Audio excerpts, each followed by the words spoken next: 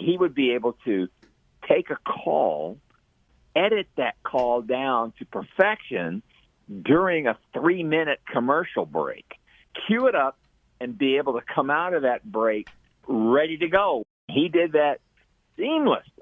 It was just amazing watching him, and I consider Charlie Tuna one of the greatest instructors of my radio career, and an incredible blessing to be able to follow him 4 years. Welcome once again to the Talking Archive. I'm Josh Jacobs, and check out our guest's website. Our guest is Kenny Noble Cortez, and his website is culturejock.net. That's culturejock.net. You can find his book there, which is called Culture Jock, 1 Foot in the World, 1 Foot in the Church. And he also has some air checks of various radio stations he was on throughout the years, and that's what we're talking about. One of those stations was CD103.1, and one of the top DJs on that station was China Smith. Well, I remember China Smith, I was listening to him on CD103.1. I love the format of 70s, 80s, 90s, and it was playing songs that nobody else was playing. And eventually, I think it was overnights after a while on CD, and I listened then because I was working overnights at the time.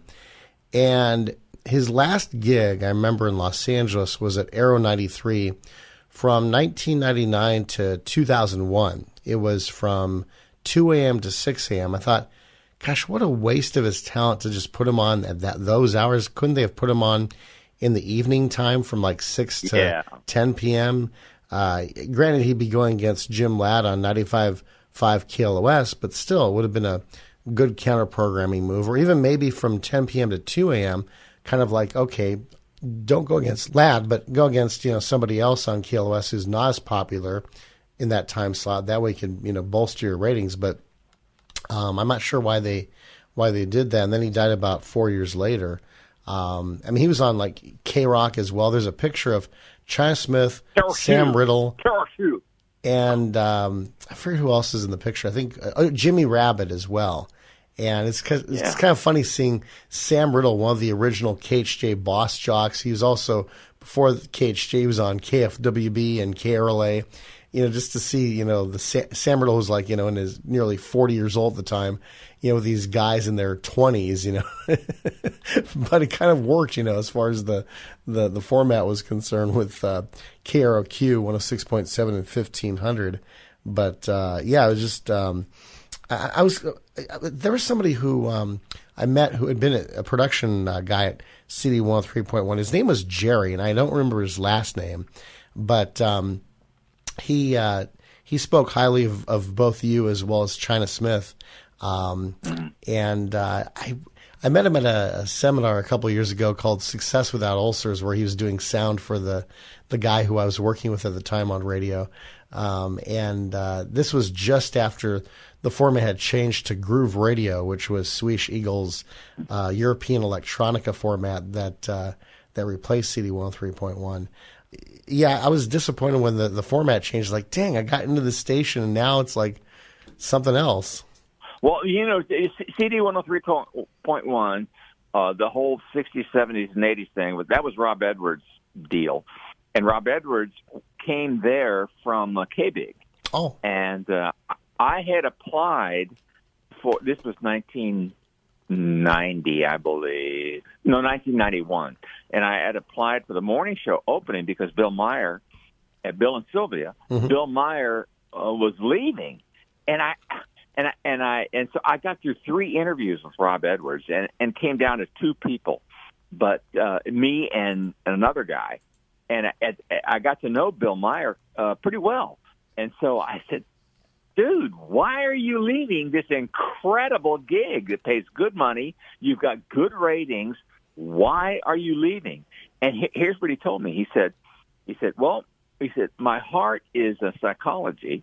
He says, I want to leave. I want to get my degree in psychology and do what I can in that field. And I thought, wow, that's amazing. Who throws away an incredible career like that to do something different? And that's exactly what he did. He did exactly that. And then I got to know him again when I worked for K-Love and Air One radio networks. where Bill Meyer was, he was basically Dr. Bill, and he had his psychology degree. In fact, he had a master's in psychology, and he would do, a human psychological, spiritual kind of programming, and he would appear on a regular basis on the network. And so, and we're in touch even to this day, which is interesting to me, because I got to know him because of the opening that was available there. Well, to go back to 1991, Rob Edwards hired, I don't remember his last name, but the guy's name was Bill. And so it was Bill and Sylvia's show. And it was like it came between me and this guy named Bill, and I thought for sure I had the job.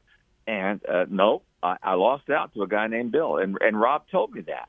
And so, but he made it up to me in 1995, which was 4 years later, when he hired me to do the mornings at CD103.1. So Rob was a really good guy. He at the time he had just undergone a heart surgery, and he had a replacement aortic valve or something. I don't know what it was. But it was made out of, it was made out of plastic and cow's skin or something. Wow! And he said they gave me 15 more years. They said I got 15 more years. Well, that was 1995, and so 15 more years would have been 2010. I don't know whatever happened to him. I'm assuming he might have passed, but he was good to me, and I really appreciated that, and worked for him for a year under the 60s, 70s, and 80s. And then I don't recall who came in, but they came in with their own format, again, another dance format or something like that, in 1996. And they let him go. And as soon as they let him go, I knew, okay, my days are numbered. And they were, and I was gone. About 3 weeks after he was let go, I was let go. So but it's no shame to be fired in broadcasting. It is what happens. It is the way that the business is, and ordinarily, under most circumstances, you can say, well, it wasn't really my fault. It's just because management, they just decided to take things in a different direction. It was interesting you mentioned that, because I remember back in 1995, Star 98.7, which had been kind of a hot AC, bright AC format, had switched to more light alternative. And so one by one, they were letting go of the old DJs from the previous format. However, Paul Freeman kept on being on in the middays because he had the best ratings on the station. Yet in 1996, when they hired Mark Goodman, another former original MTV VJ, and someone named Shirley with the Early with Mark and Shirley show, Gary Thompson, who was doing mornings in an interim basis, they put him in middays, and they let go of Paul Freeman, despite the fact that Freeman had the highest ratings on the station. So even if you have the high ratings, sometimes that doesn't protect you from the pink slip. Very little protection from the pink slip. And Paul Freeman was a DJ's DJ. The guy was really good. He was, yeah. I had a lot of respect for him. Now, in Los Angeles, you also run K-Hitz 97 KHTZ, which was originally top 40. Then it switched to soft rock AC for the 60s, 70s, and 80s. I love that station. I used to listen to it all the time. And you had Charlie Tuna in the morning, and you were also on the station. I was on middays. I followed Charlie Tuna for 4 years, from 1981 to 1985, before I went to KFI Coast. And those were 4 of the best years of my career, because, first of all, I was commuting from San Clemente. That wasn't great. 66 miles each way from San Clemente to K-Hitz, which was, let's see, was it in the Wilshire district? I think it was. Yeah. Mm-hmm. Anyway, it was a great time. I always tried to get to the station as early as I could. One, because of traffic. Traffic. If I waited 15 minutes from San Clemente, like I would leave San Clemente at 6:15, and that to do because I did middays. And if I left at 6:15, it meant that I could get to the station around 9-ish, maybe a little before that. But if I left at 6:30, forget it. I was going to be late. So, but following Charlie Tuna, my goodness, Art Ferguson, it was an instructional process that I thoroughly enjoyed watching him. And this was analog. It was all analog, and he could balance putting records on the actual turntable, queuing them up, and then going into a commercial break, which I think we were using cart machines, Tomcats, I think, for the carts for CDs. I mean for commercials, and then he would be able to take a call.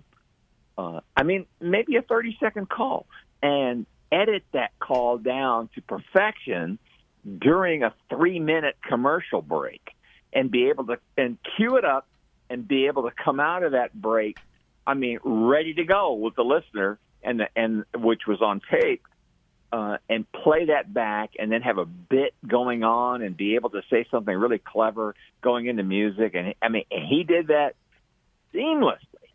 And I was just in awe of what he could do in 3 minutes. That was amazing. That's kind of funny when you think about it. But it was just amazing watching him. And I consider Charlie Tuna one of the greatest instructors of my radio career, and an incredible blessing to be able to follow him 4 years. And when I filled in for him, and I did fill in for him when he would go on vacation. He had prepared, like if he was gone for a week, he would prepare his bits for the entire week.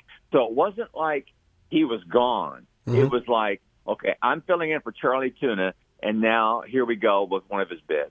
And that was already on tape, and I'd be able to play that. So I had so much admiration for Charlie Tuna, and I think as I look back on my career, he was probably the most influential broadcaster in my career, and I was really sad when I found out that he had passed. Just 2 or 3 years ago, maybe more. Yeah, it was very sad about that, because he passed in his sleep, which I guess is a good thing.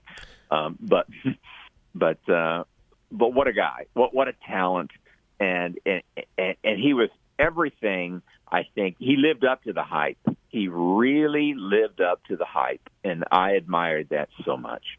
Yeah, in fact, I remember I met him a couple times, and I was interning with Oldies 93 CBS FM, which he was mornings on, so I got to hang out with him a couple times there. And he told me that he never started smoking, and he was one of the rare breed, because when he went to KHJ, he was the only one there who did not smoke. And I read this, I think, in LA Radio, Don Barrett's awesome book, and he said that when he got to KHJ in 1967, the Boss radio format had been around for about 2 years, and he said people were saying, "Who's the kid here?" And he'll probably be gone in 6 months, and he was in LA Radio for 48 years. But he said to me when he said I never started smoking, he says, "I think it's interesting about secondhand smoke." He's like, I didn't think about that. But he also, when I saw him a couple years after that, he was on a show called AM FM with Dick Heatherton and Alicia Flannery as host. And I had listened recently to a KHJ air check of his from the late 60s. And I said, I really liked that joke from the Stan shoe commercial he did. Now, if you're a little short, I don't mean you, Mickey Rooney. If you're a little short, they accept your Bank of America card and Master charge. And he says, I don't remember that, but that's pretty funny. Another one I loved, he said, I once knew a girl named Barbara Lipschitz. When she was in high school, everybody made fun of her name, so she changed it to Sharon. That's great. That's great. That is so fun. He was funny. He was really funny. And I know he did. I know he lived and breathed radio.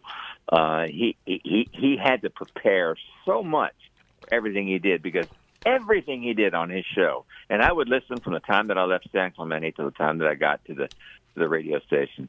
I would listen to him, and it was just like, it's flawless. It was just all just flawless. So that's what influenced me to get into Tuna was the one who influenced me to get in radio, because I was going to be an architect, and then I was commuting from Eagle Rock to Tarzana each day the summer of '91 after I graduated high school.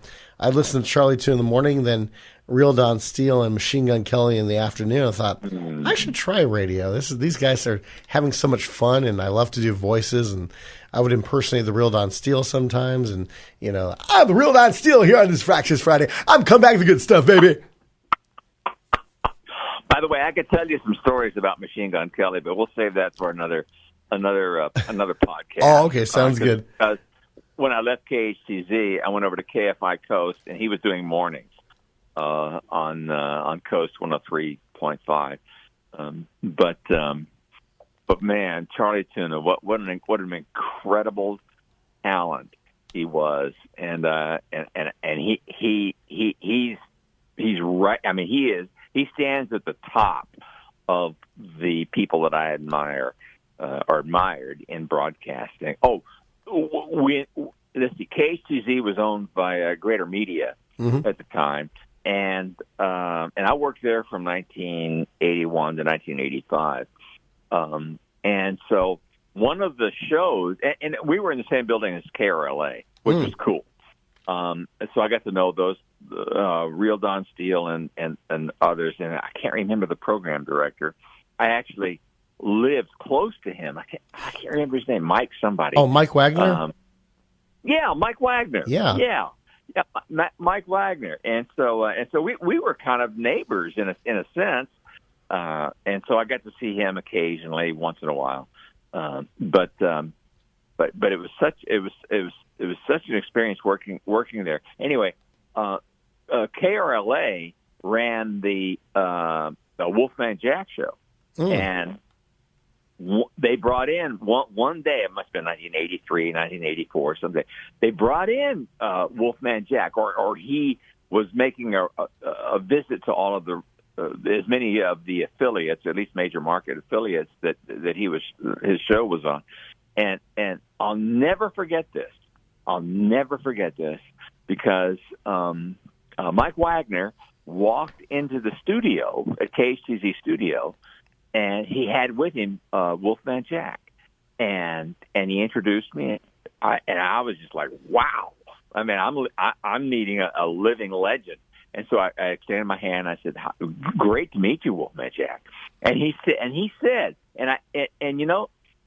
said, "Kenny," he said, "I was listening to you on the way in, and you sounded great." And he may or may not have been listening. He probably wasn't. I mean, I can't imagine that. But the fact that he said what he said really struck a chord with me, and that was I was so impressed with him, and I thought, well, maybe he may do that to a lot of other people. Well, even if he does, it's a great thing to do, and if he meant it, then that's even better. I would never know the difference, but I was so thrilled to meet him and to have him say that.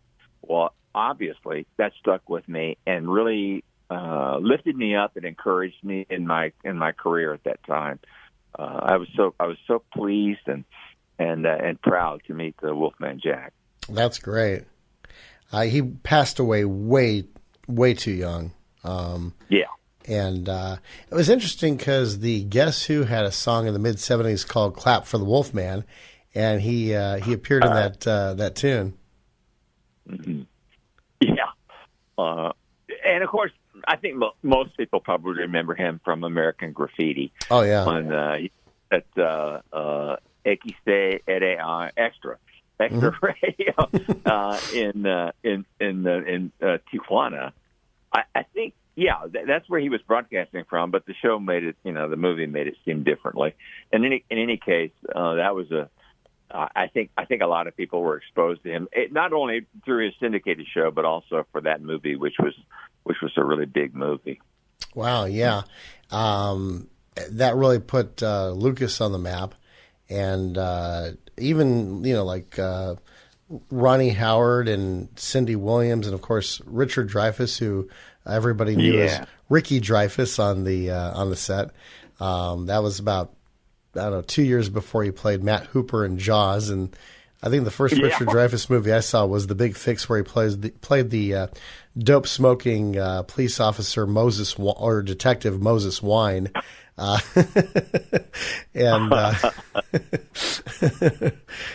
so I loved him in Jaws, though. I just loved him in Jaws. Oh yeah, these people they're all going to die. He was just perfect in there. We're in conversation with radio disc jockey Kenny Noble Cortez.